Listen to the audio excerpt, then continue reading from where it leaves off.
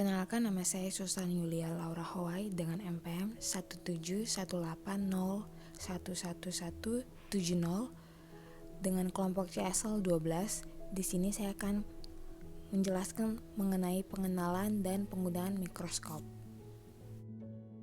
Untuk poin pertama, saya akan menjelaskan mengenai pengenalan mikroskop. Di sini pada gambar nomor 1, ini merupakan tombol utama yang berfungsi untuk menghidupkan dan mematikan mikroskop. Kemudian untuk nomor 2 merupakan skrup pengatur intensitas cahaya. Jadi dia ini mengatur kuat lemahnya intensitas cahaya dari lampu mikroskop. Kemudian untuk nomor 3, di sini merupakan pemegang spesimen yang berfungsi untuk menfiksasi dan menggerakkan preparat dengan aman pada meja. Untuk nomor 4, ini merupakan penggerak slide horizontal dan vertikal, berfungsi untuk menggerakkan preparat ke depan dan ke belakang, serta ke kiri dan ke kanan. Selanjutnya, pada nomor 5 ini merupakan pemutar lensa objektif. Jadi, kita dapat memutar lensa objektif sesuai posisi atau perbesaran yang kita inginkan. Selanjutnya, pada gambar nomor 6 merupakan skrup pengatur fokus kasar dan halus. Jadi dia ini berfungsi untuk menfokuskan spesimen secara cepat dan secara lambat. Untuk nomor 7 merupakan tabung binokuler yang berfungsi sebagai tempat kedua lensa objektif. Sedangkan pada nomor 8 merupakan cincin pengatur diopter yang berfungsi untuk mengkompensasi perbedaan pandangan antara kedua mata. Sedangkan untuk nomor 9 merupakan cincin diafragma apertura yang berfungsi untuk mengatur jumlah cahaya yang masuk melalui celah pada meja objek. Yang ke-10 merupakan filter. Dia ini berfungsi untuk mengkondisikan cahaya dari cahaya lampu menjadi natural. Untuk nomor 11 merupakan skrup pengunci kepala. Berfungsi untuk mengunci kepala setelah diputar. Yang ke-12 merupakan prefusion knob. Dia ini mengatur mekanisme untuk mencegah tabrakan antara spesimen dan lensa objektif, membatasi gerakan naik maupun turun meja saat memfokuskan. 13 merupakan kepala. Dia berfungsi untuk menahan lensa okuler. 14 merupakan lengan. Dia berfungsi untuk menahan kepala dan meja. 15 meja. Dia berfungsi untuk tempat meletakkan spesimen. 16 adalah lensa okuler.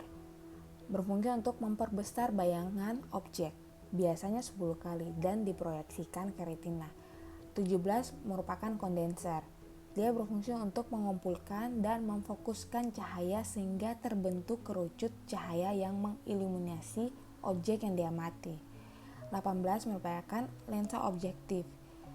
Dia berfungsi untuk memperbesar, biasanya 4 kali, 10 kali, 40 kali, dan 100 kali, dan meneruskan bayangan objek teriluminasi ke arah lensa okuler.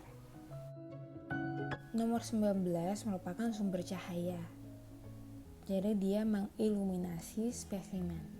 Untuk nomor 20 merupakan skrup pengatur ketinggian kondenser. Berfungsi untuk menaikkan dan menurunkan kondenser. Untuk nomor 21 merupakan dasar, berfungsi untuk menyokong mikroskop. Poin kedua, saya akan menjelaskan tentang prosedur penggunaan mikroskop cahaya. Langkah pertama merupakan pengambilan mikroskop dari lemari penyimpanan. Pertama, kita akan membawa mikroskop dengan menggunakan kedua tangan. Yang tangan satunya memegang lengan mikroskop dan yang satunya memegang dasar mikroskop. Kemudian kita taruh di meja yang datar. Dan kita membuka sarung pembungkus mikroskop. Langkah kedua adalah menyalakan mikroskop. Pertama, kita hubungkan kabel mikroskop ke sumber arus listrik. Kedua, kita nyalakan mikroskop dengan kita menekan tombol utama pada posisi I. Kemudian, kita atur intensitas cahaya dengan memutar skrup pengatur intensitas cahaya sesuai yang dikehendaki. Langkah selanjutnya, kita meletakkan spesimen pada meja mikroskop. Caranya kita putar skrup pengatur fokus kasar ke arah yang berlawanan dengan jarum jam sampai posisi meja paling rendah. Kemudian buka jepit perparat sambil terus ditahan. Letakkan spesimen pada meja mikroskop dari arah depan dan lepaskan penjepit perparat dengan hati-hati sehingga posisi spesimen terfiksasi. Kemudian kita gunakan penggerak slide horizontal dan vertikal untuk mengatur spesimen supaya berada di tengah tepat di atas kondensor. Spesimen yang dimaksud biasanya berupa preparat, terdiri dari glass object atau slide glass. Kedua adalah gelas penutup atau cover glass.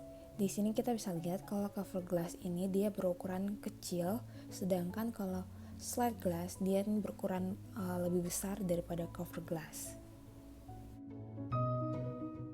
Langkah selanjutnya mengatur fokus. Pertama, putar pemutar lensa objektif dan posisikan lensa objektif pada perbesaran 4 kali. Setelah lensa objektif tersebut tepat di atas spesimen, gerakan skrup pengatur fokus kasar searah jarum jam sampai meja berada sedekat mungkin dengan lensa objektif. Selanjutnya, sambil melihat melalui lensa okuler, gerakan skrup pengatur fokus kasar berlawanan dengan arah jarum jam secara perlahan untuk menambah jarak antar lensa objektif dan spesimen.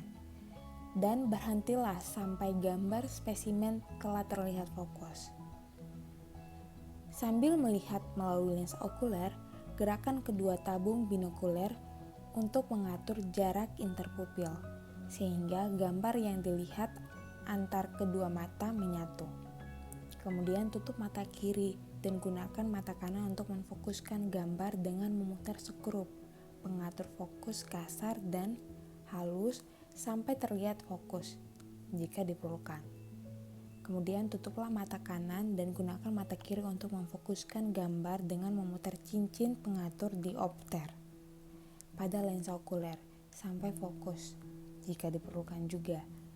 Kemudian bukalah kedua mata dan memfokuskan kembali gerakan skrup mengatur fokus halus untuk memperoleh gambar yang paling jelas. Langkah selanjutnya adalah mengatur posisi kondenser dan diafragma apertura. Nah, di sini jika kita memerlukan, kita bisa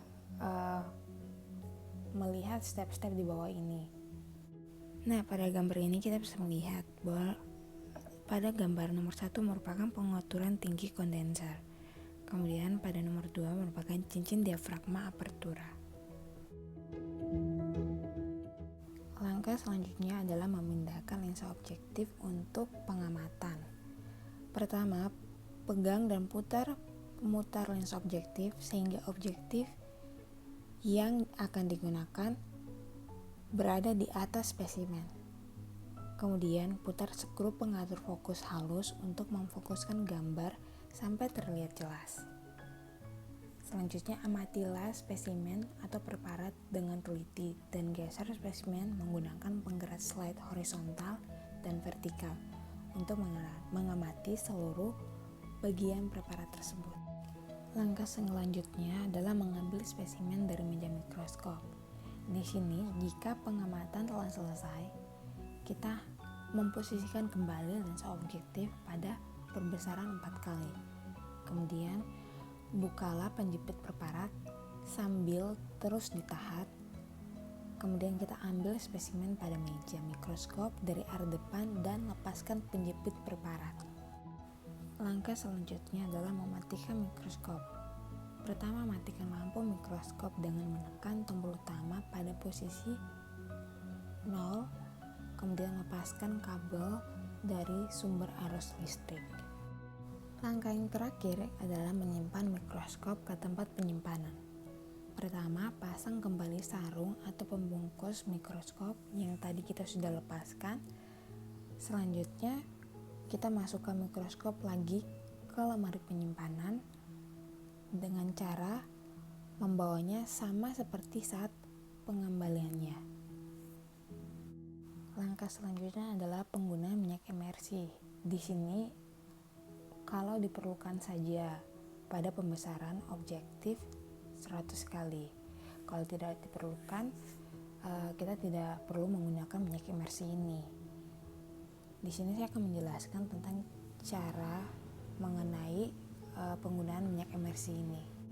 Cara pertama adalah jika fokus pada perbesaran 10-40 telah didapatkan, maka kita putar ke perbesaran objektif 100 kali.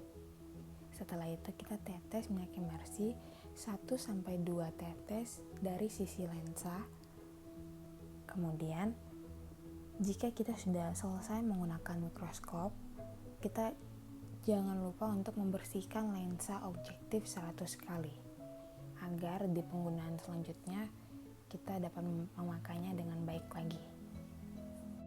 Baik, di sini saya sudah menjelaskan tentang bagian-bagian dari mikroskop dan cara penggunaan dari mikroskop. Untuk kekurangannya saya minta maaf. Terima kasih.